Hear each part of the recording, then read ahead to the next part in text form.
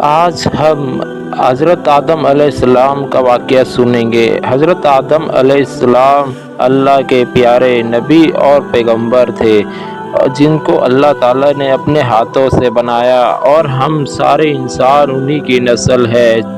चलिए वीडियो शुरू करते हैं। रियल ऑफ स्टोरी हज़रत आदम अलैहिस्सलाम। सूरह बकरा में अल्लाह ने हज़रत आदम अलैहिस्सलाम का ज़िक्र किया है। जब अल्लाह ने इंसान की मखलूक को पैदा करने का इरादा किया तो अल्लाह ने फरिश्तों से फरमाया, मैं ज़मीन में अपना एक खलीफा बनाने वाला हूँ।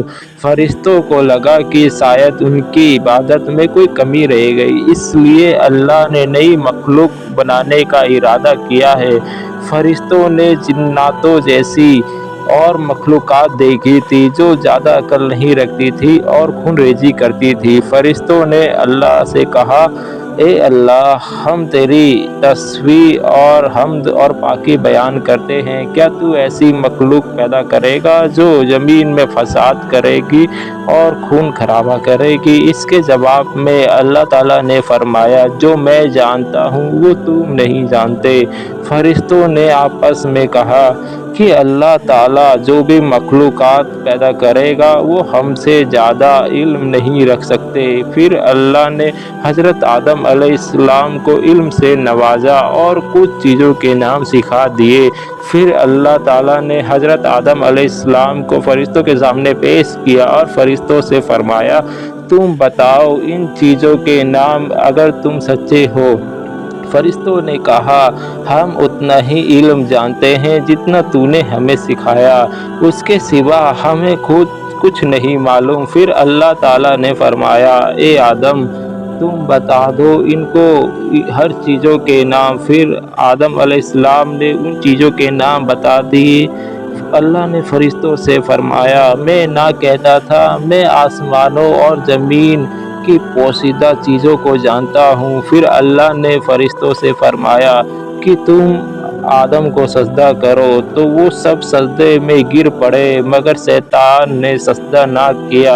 अल्लाह ने फरमाया, ए इब्लीस, तुझे क्या हो गया कि तू सजदा क्यों ना किया और उन सजदा करने वालों के साथ शरीक क्यों ना हुआ? शैतान ने तकब्बुर से कहा कि मैं ऐसा ना हूँ कि मैं इंसान को सजदा करूँ जिसे तूने खनखनाते सड़े हुए गाढ़े से हुए मिट्टी से बनाया है। मैं उससे बेहतर हूँ। तूने मुझे आग से पैदा किया है और उसे मिट्टी से पैदा किया है। अल्लाह ने शैतान से फरमाया, यहाँ से निकल जा, तू मरदूत है और तुझ पर क़यामत के दिन तक लानत बरसेगी। शैतान ने कहा, मुझे क़यामत तक मोहलत दे। अल्लाह ने फरमाया, तुझे मोहलत है।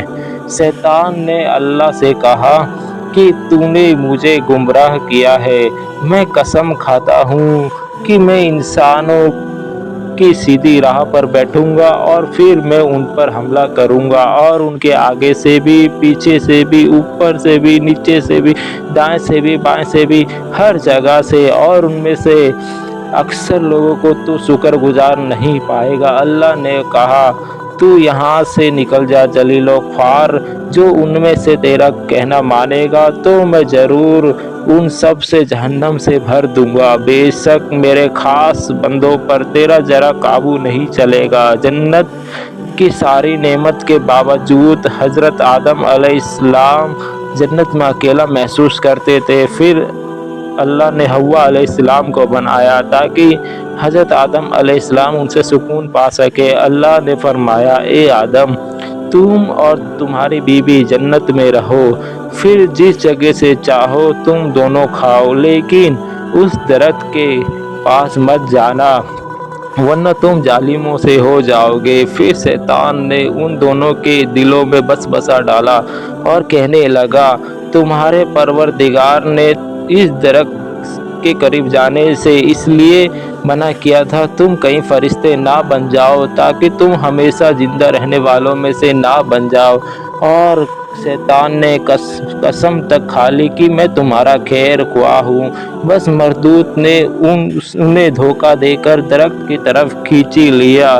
फिर हज़रत आदम अलैहिस्सलाम और हव्वा अलैहिस्सलाम फल खा लिए तो उनकी सतर की चीज़ें खुल गई और वो दरख्त के पत्तों को तोड़ तोड़ कर चिपकाने लग गए और सतर छुपाने लग गए। फिर अल्लाह ने उनको पुकारा और फरमाया, क्या मैं तुम दोनों को इन दरख्त के करीब जाने से मना ना कर चुका था और ये ना कह चुका था कि शैतान तुम्हारा खुल्ला दुश्मन है।